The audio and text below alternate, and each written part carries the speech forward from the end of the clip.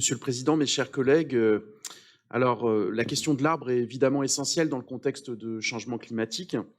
Et si l'arbre est essentiel, on sait aussi qu'il est fragile. Monsieur Pichon évoquait notamment le dépérissement qui doit effectivement nous inquiéter. Dans un contexte où c'est un quart de la surface de notre métropole qui est constituée de forêts et d'espaces naturels. Un quart des 300 km² de surface de notre métropole est constitué de forêts, avec notamment un patrimoine de forêts anciennes, riches en biodiversité, présentes à l'ouest du territoire, le long de la faille de Limagne et sur le plateau des Dômes. Mais aussi des arbres qui sont en ville, et c'est un peu plus le sujet de cette charte, bien sûr.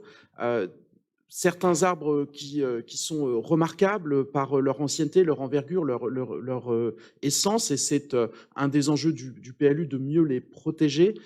Ils contribuent à la qualité visuelle et écologique des espaces urbains, et ils rendent évidemment de nombreux services. Il y a donc des dizaines de milliers d'arbres en ville, dans les parcs, les jardins, mais aussi sur l'espace public, avec de nombreux projets urbains qui conduisent à en planter d'autres.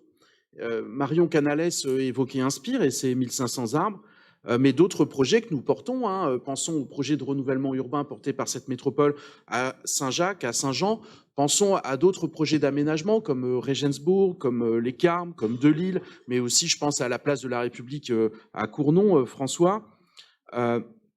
Tous ces nouveaux arbres, la question, c'est de savoir comment est-ce qu'ils vont survivre dans le contexte de changement climatique et comment est-ce que nous allons les maintenir en vie, les préserver, mieux les entretenir. Et c'est l'enjeu justement central de cette charte.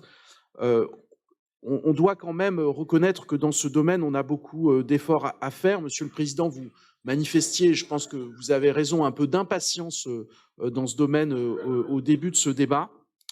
Il y a beaucoup de progrès à faire. Espérons que cette charte accélère le mouvement vers de meilleures pratiques partout dans la métropole, parce qu'en fait, elles ne sont pas harmonisées. C'est ce que Jean-Marie a montré aussi dans sa présentation. Donc je le remercie et je l'encourage. Et je terminerai en disant que si, Monsieur le Président, si les arbres pouvaient voter, je pense qu'ils seraient majoritaires dans la métropole en nombre, puisqu'on évoque des chartes des droits des arbres. S'ils pouvaient voter, donc je pense qu'ils seraient majoritaires, je pense qu'ils voteraient cette charte. Merci.